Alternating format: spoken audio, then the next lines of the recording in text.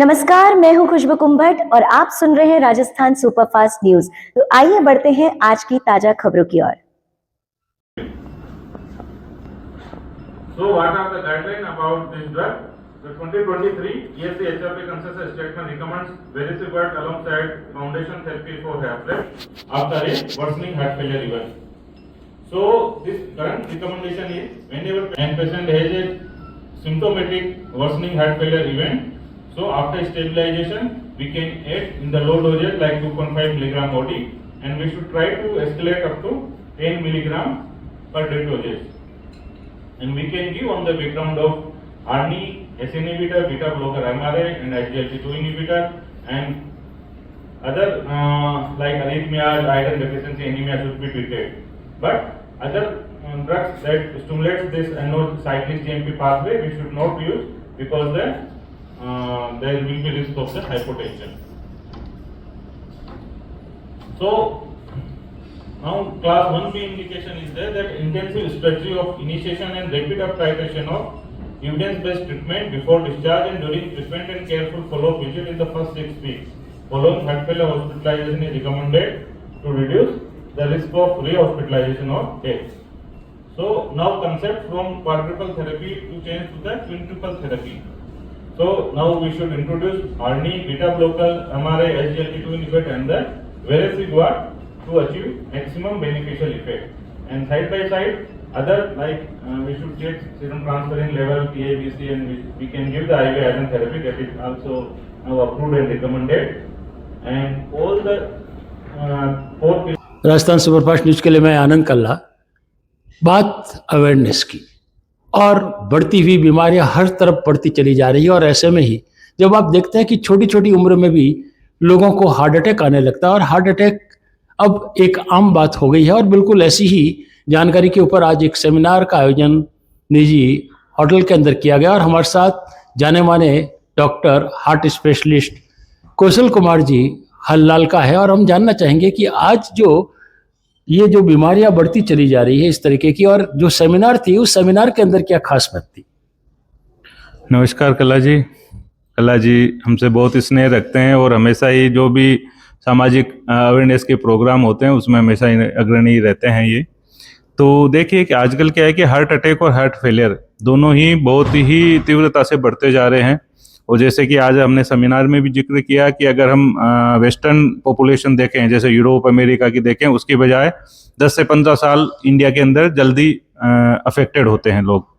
तो मुख्य तो इसके अंदर ये है कि बढ़ता हुआ ब्लड प्रेशर, डायबिटीज़ और ये सारी है, प्लस हमारा जो खान पान है और जो हमारा लाइफ स्टाइल है जिसके अंदर लोग हैं बहुत ज़्यादा सेडेंट्री हो गए हैं, फिजिकल एक्टिविटी कम हो गई है, पैदल घूमना फिरना कम हो गया है, खाना पीना जो पहले हम जो सारा मोटा अनाज खाते थे, घर में पिसा के खाते थे, वो सारा बंद हो गया है, डब्बा बंद खाना खाना है, रेडीमेड जो मैदा की चीज़ें हैं वो सब हमने खाना है। प्लस साथ में जो दूसरी सामाजिक कुरीतियाँ हैं जिसे हम बोलते हैं स्मोकिंग और एल्कोहल का प्रचलन बहुत ज़्यादा हो गया है। तो अब हम देखेंगे आजकल बच्चे जो स्कूल और कॉलेज के अंदर ही ये सारी चीज़ें स्टार्ट कर देते हैं। तो ये 5-7 मोटे मोटे जो रिस्क फैक्टर हैं वो डायबिटीज़, ब्लड प्रेशर, मोटापा ये बढ़ाते हैं, और ये फाइनली आगे जाके हार्ट अटैक और हार्ट फेलियर का कारण बनते हैं। बिल्कुल, आज का जो टॉपिक था उसके बारे में खास जानना चाहेंगे। कि आज का जो टॉपिक था वो बेसिकली हार्ट फेलियर की मेडिसिन के बारे में था। तो अगर हम बात करें तो हार्ट फेलियर की मेडिसिन है, पिछले 50 साल से हम हार्ट फेलियर का ट्रीटमेंट करते आए हैं, पर पिछले 10 से 15 सालों में 2-3 ऐसी वंडरफुल ड्रग्स आई है जिससे कि हार्ट फेलियर का जो पेशेंट होते हैं उनका एक तो जो जीवन प्रणाली है वो बहुत चेंज हो गई है। वो आराम से अपनी दिनचर्या कर सकते हैं, अपना ऑफिस जा सकते हैं, रूटीन का काम कर सकते हैं, प्लस उनकी जो सर्वाइवल है जिसे हम कहते हैं कि पहले जो 5 साल जीते थे वो आराम से 10 से 15 साल जीते हैं, वो इन दवाइयों के कारण से पॉसिबल हुआ है। तो उसी में एक नई दवा वेरिसिगुएट आए है, उसी के बारे में हम आज डिस्कस कर रहे थे कि ये जो दवाइयाँ आई है उनको हमें समय पे शुरू कर देना चाहिए, अवेयरनेस फैलानी चाहिए, हमें मरीज को बताना चाहिए कि भाई ये आप अगर प्रॉपर लेंगे, साथ में जो दूसरे खाने पीने का और दूसरा परहेज रखेंगे तो आप एक नॉर्मल जीवन शैली जी सकते हैं। क्योंकि क्या होता है कि अगर हम किसी भी मरीज को ये कहें कि आपका हार्ट फेल हो गया तो एक उसके लिए मानसिक अवसाद की स्थिति बन जाती है। तो जो कार्डियोलॉजिस्ट होते हैं वो कभी भी हार्ट फेल वर्ड काम में लेते ही नहीं है। वो हम तो ये कहते हैं कि आपका हार्ट थोड़ा डैमेज हुआ है, थोड़ी पंपिंग कम हुई है, क्योंकि हम चाहे उसको मेडिकल भाषा में हार्ट फेल कहें, लेकिन आम आदमी को अगर हम कहेंगे हार्ट फेल हो गया तो उसको लगेगा मैं कल ही मरने वाला हूँ। जबकि आजकल हार्ट फेल की अगर मेडिसिन प्रॉपर ली जाए तो आदमी आराम से 5 से 10 साल आराम से जी सकता है। वो आज के मैंने उसमें भी बताया कि जैसे जो कैंसर के जो पेशेंट होते हैं, उसी तरह जो हार्ट फेल के भी है वो 50% पेशेंट होते हैं, वो 5 साल के अंदर डेथ हो जाती है। पर अगर मेडिसिन प्रॉपर ले तो उनकी लाइफ है हम 3 से 4 साल बढ़ा सकते हैं। तो इसमें जो डोज ली जाती है उसके बारे में खास जानना चाहेंगे, क्योंकि कई बार डोज अगर प्रॉपर नहीं मिलती है तो भी उसका दुष्प्रभाव जो देखने को मिलता है, तो उसको जानना चाहेंगे। जी बिल्कुल।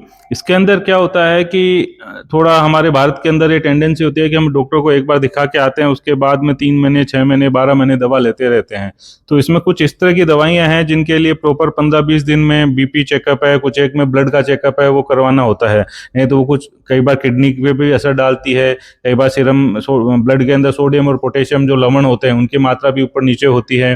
तो इसलिए प्रॉपर इसमें डॉक्टर का फॉलोअप, उनके द्वारा बताया गया खाने पीने की सलाह और जो दूसरी चीजें हैं वो प्रॉपर तरीके पे पालन करना बहुत जरूरी होता है। बिल्कुल। आजकल जब इस तरह की परिस्थितियां होती है, हार्ट फेलियर शब्द का प्रयोग नहीं करते, लेकिन एक समस्या रहती है कि उसको पता कैसे चले कि उसका वो हार्ट फेलियर की ओर जा रहा है। ये बहुत ही अच्छा सवाल है, क्योंकि देखिए मरीज को खुद को नहीं पता लगेगा कि मेरे हार्ट की प्रॉब्लम है।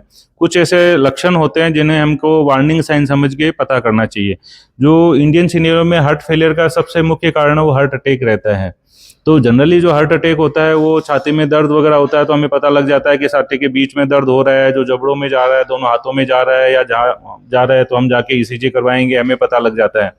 बट कुछ एक जो सबसेट होते हैं जिनमें साइलेंट हार्ट अटैक आता है, तो उनमें क्या होता है कि सिम्टम्स दर्द के नहीं आते हैं, हार्ट अटैक के नहीं आते हैं, तो उनमें सीधा ही पेशेंट है वो हार्ट फेलियर करके ही हमारे पास आता है।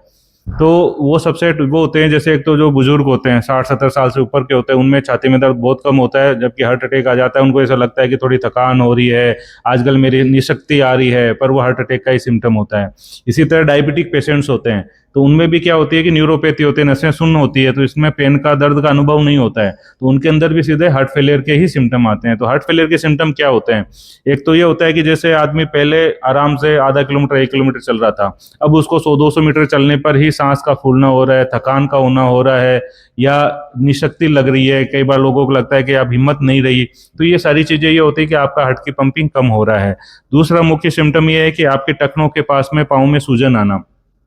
अगर आप रात को सोते हो, सुबह उठते हो, उसके बाद में भी सूजन ठीक नहीं होती, टखनों के पास में सूजन रहती है, या रात को आप जैसे सोते आपको खांसी चालू हो जाती है, तो इसका मतलब वो पानी लंग्स में इकट्ठा हो रहा है। तो ये 3-4 ऐसे सिम्टम होते हैं जो ये बताते हैं कि आपका हार्ट है वो हो सकता है कम्प्रोमाइज्ड है, कम काम कर रहा है।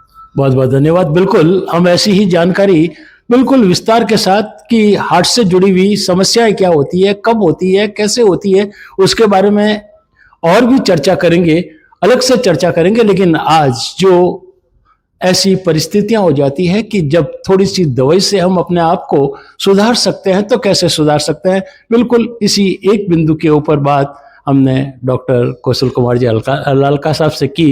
बिल्कुल आगे और ऐसी ही मुलाकात के साथ हम आपसे जुड़े रहेंगे।